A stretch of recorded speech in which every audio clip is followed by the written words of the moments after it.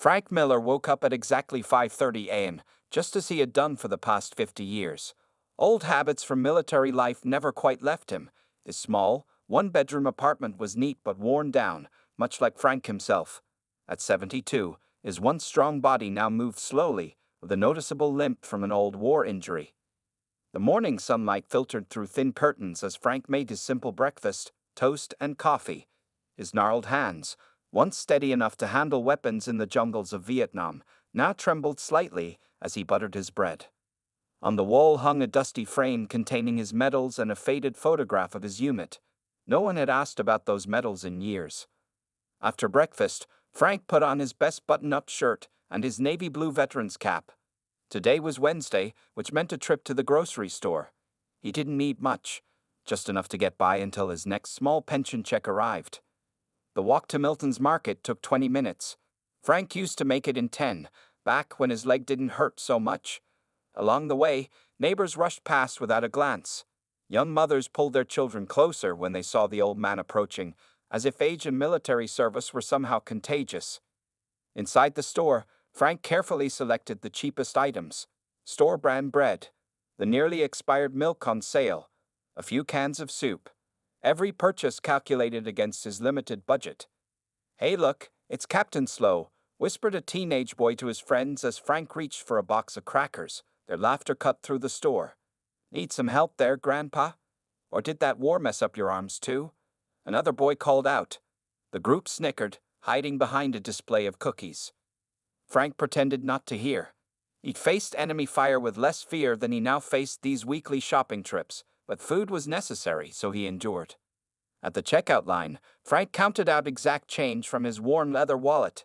The cashier, a young woman with bright pink hair, rolled her eyes when Frank asked her to repeat the total. $17.82, like I just said, she snapped, looking past him to the next customer. "Thank you," Frank said politely. "Have a nice day." The cashier didn't respond. Frank gathered his two small bags and headed toward the exit. Outside, the summer heat hit him hard. Sweat formed quickly on his forehead as he began the long walk home. He paused at the bus stop, thinking about taking the bus just this once to spare his aching leg. But the $1.50 fare would mean one less meal later in the week. As Frank waited for strength to continue walking, a group of businessmen in suits passed by. One man bumped into Frank, knocking his grocery bag to the ground. Cans rolled across the sidewalk. "Watch where you're standing," the man barked without stopping. Frank slowly bent down to collect his groceries. A sharp pain shot through his back. Nobody stopped to help. Back at his apartment, Frank arranged his food carefully in near-empty cupboards. He took 2 pills for pain with a glass of tap water and sat in his single armchair. The apartment was quiet except for the ticking of an old clock, a retirement gift from decades ago. He looked at the phone that rarely rang. He glanced at the door where no visitors knocked. Frank Miller had survived war only to become invisible in peace. As afternoon turned to evening, Frank warmed a can of soup and ate alone at his small kitchen table. Tomorrow would be Thursday, another day when the world would continue to pass by a hero it had forgotten. Little did Frank know that in just a few days, a black SUV would change everything. Thursday arrived with rain tapping against Frank's window. His joints ached more on days like this, the old wounds from Vietnam seeming to remember the monsoon seasons that had brought such misery decades ago. Frank stood at his bathroom mirror, carefully shaving with an old razor. His reflection showed a man with deep lines around his eyes and thin white hair combed neatly to one side.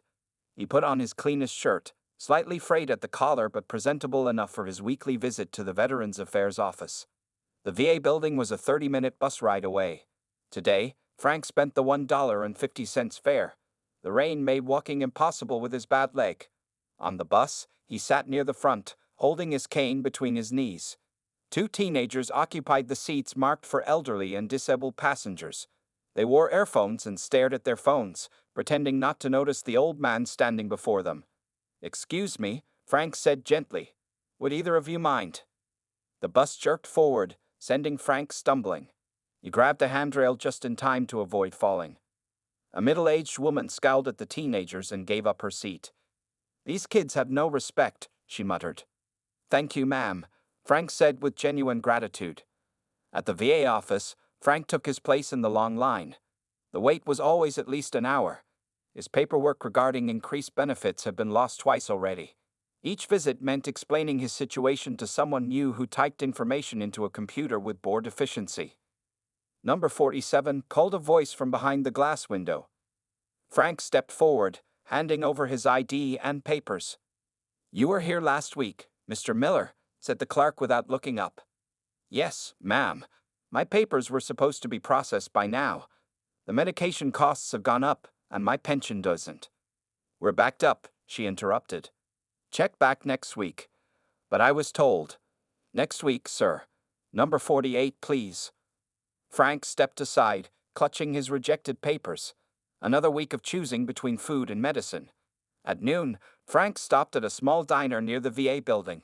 He ordered the cheapest item, a cup of coffee and a plain toast. "That all you're getting, old-timer?" asked the waitress, her name tag reading Doris. "Yes, thank you," Frank replied. 2 tables away, a group of men in business suits laughed loudly. Frank recognized one of them as a local politician who had promised to improve veteran services during his campaign. The men ordered expensive steaks and whiskey. The conversation drifted across the quiet diner.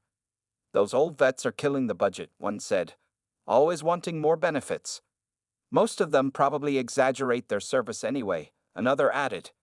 Frank stared down at his coffee cup, feeling invisible yet exposed at the same time. When the check came, Frank left his usual 25-cent tip. It wasn't much, but it was what he could manage. Doris the waitress sighed loudly as she collected it. Outside, the rain had stopped, but large puddles remained. A passing car sped through one, splashing dirty water across Frank's pants and shoes. The driver didn't slow down or look back. Frank took the long way home, passing by the elementary school. It was recess time. Children played carelessly, their laughter floating over the fence. Among them was a small boy being pushed around by larger kids who took his ball. "Hey," Frank called out. "Leave him alone." A teacher hurried over, eyeing Frank suspiciously. "Sir, please don't speak to the children," she said sternly. "Move along, or I'll have to call security." "But that boy—" "Move along, please," she repeated. Frank continued his journey home, each step heavier than the last. His wet clothes clung uncomfortably to his thin frame. Back in his apartment, Frank changed into dry clothes and sat by the window. Outside, the world continued without noticing the old soldier who had once risked everything for it. He didn't know that soon a black SUV would pull up outside his building, bringing unexpected change to his forgotten life. Friday morning arrived with sunshine that felt like a cruel joke to Frank. His kitchen faucet had started leaking sometime during the night, creating a steady drip that echoed through his quiet apartment. He placed an old coffee mug under it and called his landlord. "Miller Apartment, Unit 4B. The kitchen sink is leaking badly," Frank explained when Mr. Sanchez finally answered. "I'm busy today. Maybe next week," the landlord replied, his voice dismissive. "But it's wasting water, and I can't afford." "You're always complaining about something, Miller. If you don't like it, move somewhere else. Plenty of people would take your apartment." The line went dead. Frank stared at the phone in his hand. His rent took nearly half his monthly pension, but apartments were scarce, and no one else would take a tenant with his limited income. Frank decided to walk to the hardware store 6 blocks away. Maybe he could fix the leak himself. He'd repaired plenty of equipment in the army. How different could a kitchen sink be? The walk took longer than expected. 2 blocks from his apartment, a group of young men loitered near the corner store. Frank lowered his eyes as he approached, but it didn't help. "Well, look who it is. The old war guy," one of them called out. "Fighting any Viet Cong today, Grandpa?" Frank kept walking, gripping his cane tighter. "Hey, I'm talking to you." The young man stepped into Frank's path. "My uncle was in Vietnam too. Says half you vets are making up stories for attention." "Excuse me," Frank said quietly, trying to step around. "What's in your wallet, old man? Social Security just paid out, right?" An older woman exiting the corner store spotted the confrontation. "I'm calling the police," she shouted, holding up her cell phone. The young men backed away, but not before one of them deliberately knocked Frank's cane from his hand. It clattered to the sidewalk as they ran off laughing. The woman helped Frank retrieve his cane. Are you okay? Should I really call the police? No point, Frank replied, but thank you for stopping. At the hardware store, Frank explained his leaky faucet to a young employee who barely looked up from his phone. Aisle 7, the employee mumbled, pointing vaguely. Frank wandered through several aisles before finding the plumbing section. The variety of parts overwhelmed him. Nothing looked familiar. Need help? Asked an older man in a store vest. Frank described his problem, and the man selected a few small parts. Simple fix. Just need a wrench. Thank you, Frank said, genuinely grateful. I was in the army. Fixed helicopters, not sinks. Vietnam? The employee asked, noticing Frank's veteran cap. Yes, 2 tours. My father was there, never came back. The man's voice softened. These parts are on me today. For the first time in days, Frank felt a spark of humanity. As he left the store, that small kindness gave him strength. Back in his apartment, Frank worked under the sink for an hour before stopping the leak. His back ached terribly, but he felt satisfaction in fixing something himself. The feeling didn't last long. His mail arrived with a notice that his medication costs were increasing again. His insurance would cover less starting next month. Frank sat heavily in his chair, the paper trembling in his hands. After paying rent, utilities, and buying food, the new medication costs would leave him with almost nothing. On his small table sat the one luxury he allowed himself, a half-filled bottle of whiskey saved for the worst days. Today qualified. Frank poured a small glass and stared at the amber liquid. Happy Memorial Day weekend, he whispered to himself bitterly. Tomorrow was Saturday, the start of the holiday meant to honor people like him. Yet here he sat, alone and forgotten.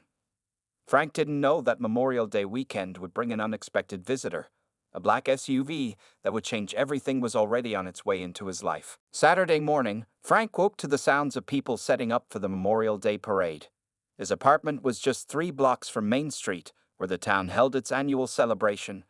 Every year, Frank promised himself he wouldn't go, and every year, something pulled him there anyway. After his simple breakfast, Frank opened his front door to check for mail. Among the usual bills and advertisements sat a crisp white envelope. The paper was thick and expensive-looking, addressed to Staff Sergeant Frank Miller, with no return address. Frank hadn't seen his rank printed like that in decades. Back inside, Frank carefully opened the envelope. Inside was a formal invitation printed on heavy cardstock. Asterisk, the honor of your presence is requested at a special recognition ceremony for distinguished veterans of the Vietnam conflict. Transportation will be provided. Your service to our nation has not been forgotten. Asterisk. The invitation listed tomorrow's date, Sunday of Memorial Day weekend, with a pickup time of 10:00 a.m. At the bottom was a phone number to confirm attendance. Frank read the invitation 3 times. Who would send this? Why now, after all these years? He hadn't received recognition in so long that suspicion immediately filled his mind. Probably some insurance company trick to sell me something, he muttered. Still, something about the official-looking seal and the correct listing of his rank made him curious. Frank picked up his phone and dialed the number with hesitant fingers. After 2 rings, a professional-sounding woman answered. Veterans Recognition Committee, how may I assist you? This is Frank Miller, he said uncertainly. I received an invitation for tomorrow. Yes, Staff Sergeant Miller, we're pleased you called. Will you be attending the ceremony? What exactly is this about? Frank asked. Sir, I don't have all the details. I've been instructed to tell veterans that this is a long overdue recognition of specific Vietnam operations.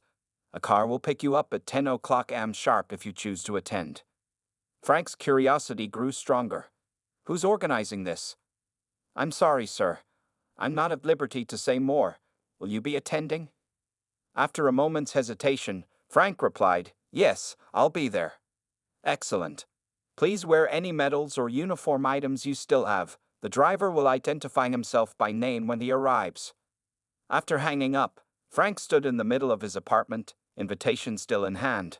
Should he trust this mysterious summons? In his experience, good things rarely happened without a catch. Still, he walked to his closet and pulled out the garment bag he hadn't opened in years.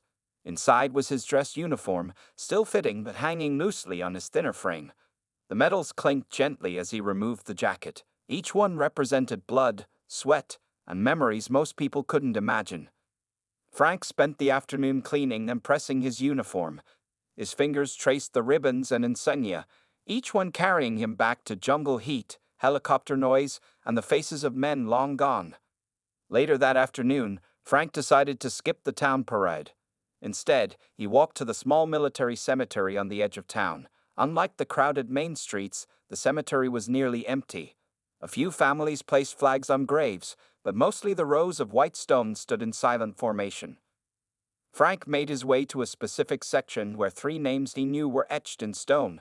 He stood at attention before them. "Something strange is happening tomorrow," he told the stones quietly, not sure what to make of it. As the sun began to set, Frank returned home, passing crowds of people enjoying the holiday weekend.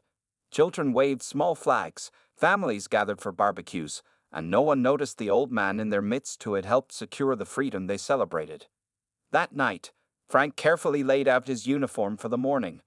Whatever tomorrow brought, he would face it with the dignity that had carried him through war and the difficult peace that followed. The black SUV was now less than 24 hours away. Sunday morning arrived with unusual clarity. Frank woke before his alarm, his mind too active with questions about the day ahead. He showered carefully, taking extra time to shave properly. His hands trembled slightly as he pinned his medals to his uniform jacket. In the mirror, Frank barely recognized himself. The uniform still fit, though loosely around his shoulders where muscle had faded with age. The reflection showed glimpses of the young soldier he once was, standing tall despite the weight of years.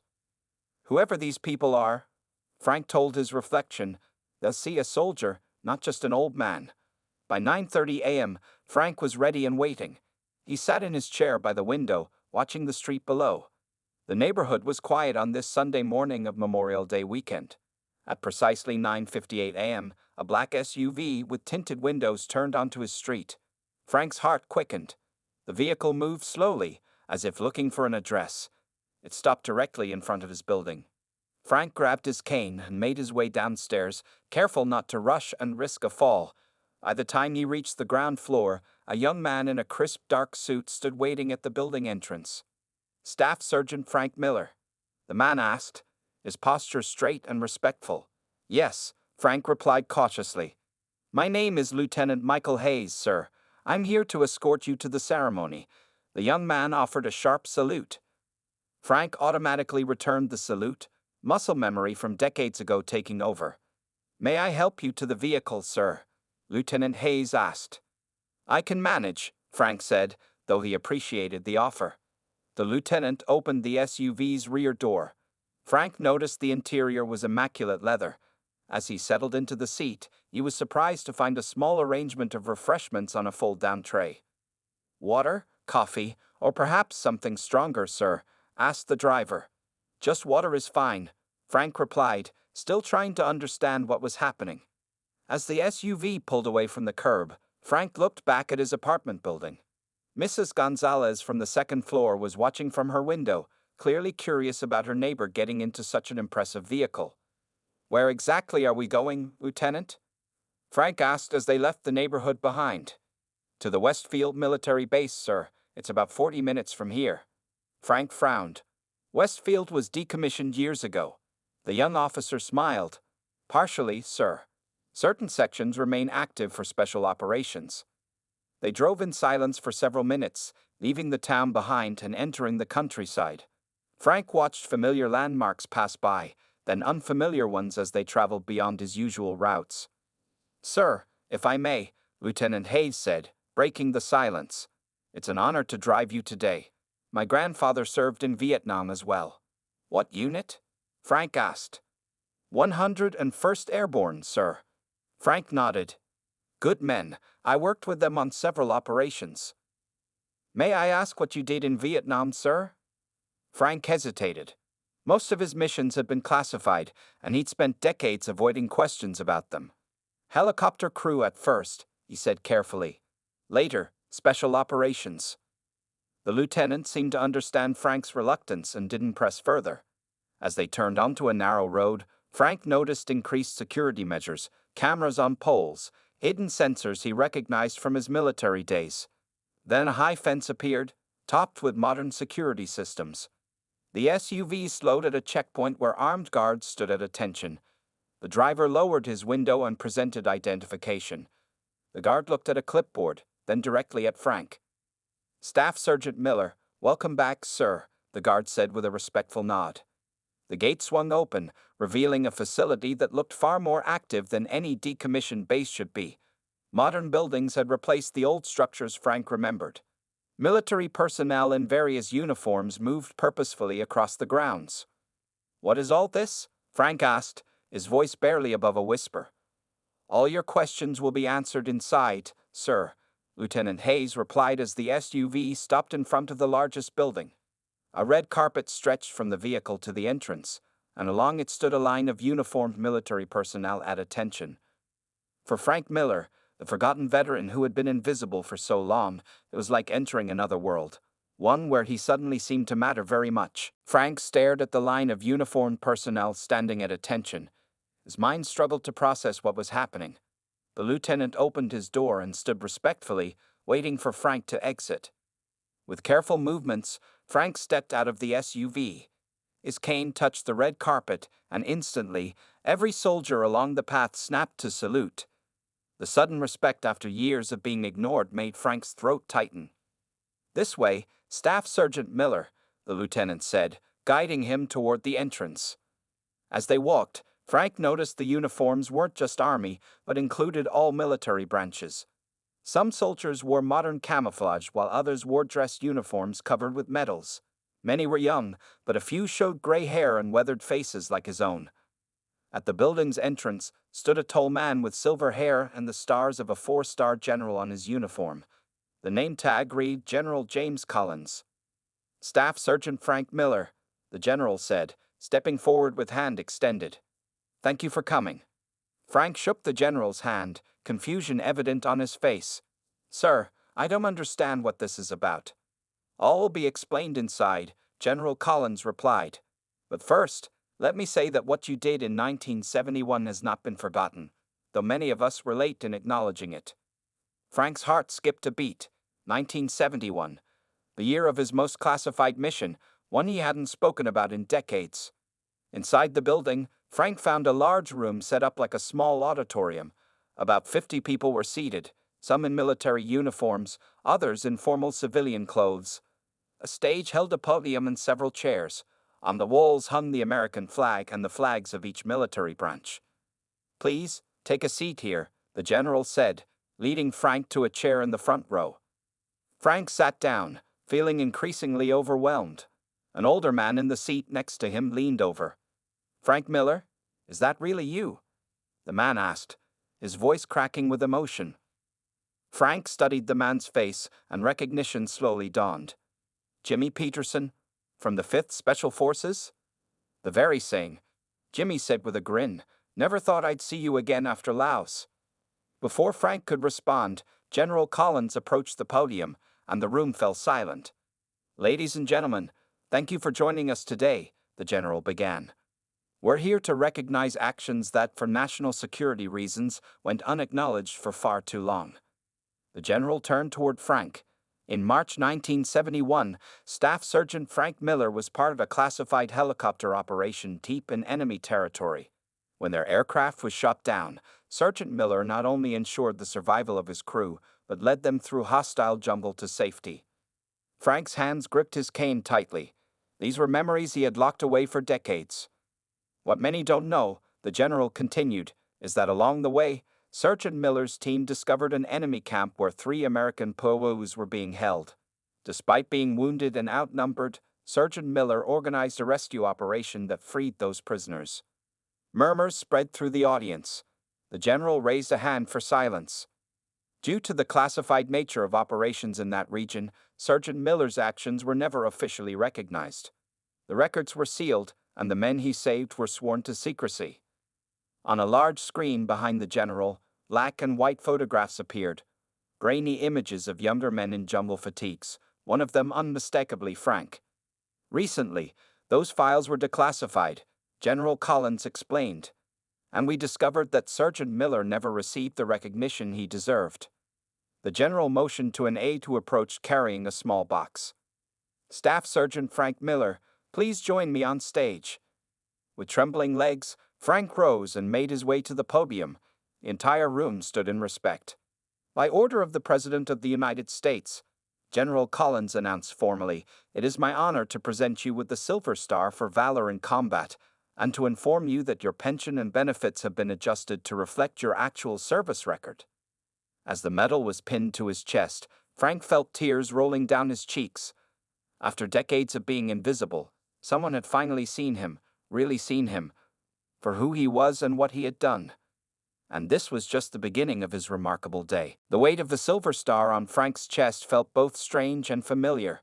His fingers trembled as he touched the medal, hardly believing it was real. The audience continued their standing ovation, the sound washing over Frank like a wave. "Would you like to say a few words, Sergeant Miller?" General Collins asked quietly. Frank hadn't prepared a speech. He hadn't expected any of this. But as he looked out at the faces, some young, some old, all respectful, words found their way to his lips. "I didn't do anything special," Frank began, his voice raspy with emotion. "Just what any of us would have done. My team deserves this more than me."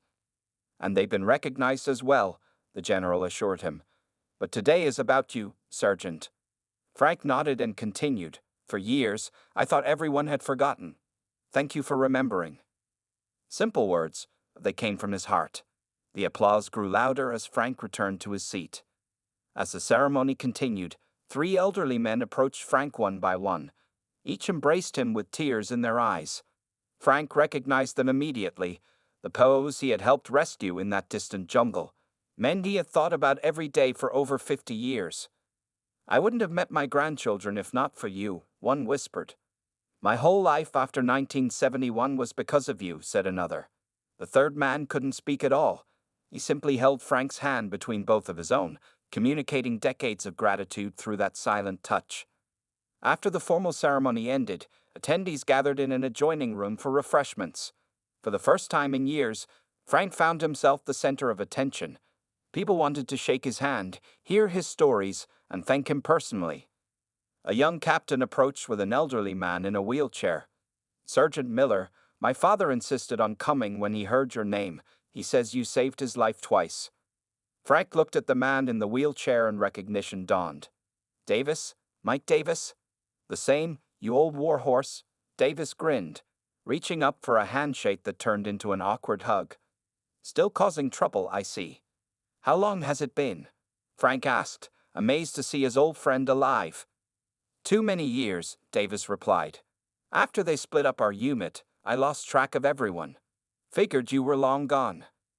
"Same here," Frank admitted. "Where'd you end up?" "Michigan. Auto factory job until retirement. 2 kids, 4 grandkids. Not bad for a guy who wasn't supposed to make it out of that jungle." As Frank and Davis caught up, other veterans from their old unit appeared. Men Frank had served with, fought alongside, and protected. Men who had protected him. Brothers from another lifetime. Jimmy Peterson joined them, bringing over a photographer. "Let's get the old team together," he suggested. "How many of us are left? 6? 7? 8? Called a voice from across the room. A tall man with a silver beard limped over. "If you're counting Team Charlie from 71. The surviving members of their Special Operations Unit gathered around Frank. Their hair was gray or gone, their bodies weathered by time, but the bond between them remained unbroken.